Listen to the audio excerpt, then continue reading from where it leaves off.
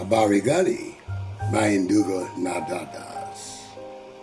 I would like to have you listen to me for a couple of minutes because I want to pose a question to you and a solution to you. Well, the question I'm going to pose is, how do we accomplish liberation, total liberation from our oppressors? My brothers and sisters, there's only three ways. The first way is the oppressor has to liberate you himself. And you're not going to be liberated by your oppressor. The only person that can liberate you is you. The second way we can find total liberation from our oppressors is if we take politics to its extreme and use whatever tools it takes to physically liberate ourselves and get control rather of all the power that is exemplified in this system of systematic racism, my brothers and sisters. Maybe most of us don't want to try it this way because we do not have the necessary tools at this time to utilize this particular method. Then the other method is an understanding and making modifications and plans to utilize it. And that way is to understand,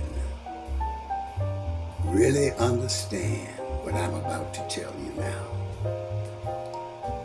He who controls the past controls the future. And he who controls the future controls the present. So the one who controls the past controls the present and the future.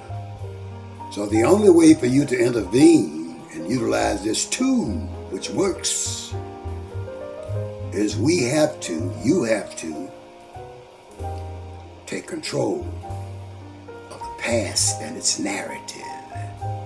Then we will gain control of the future we're living in, because we will control the present that we're living in and the future that we are reaching for. Do you understand what I'm saying? When we control the narrative of the past, then we control the present we're living in and the future we're reaching for. Do you understand what I'm saying? How do we control the past? Through narrative, critical race theory, to constantly struggling and fighting to change laws in this nation. Do you understand what I'm saying? We must, by all means, control our past.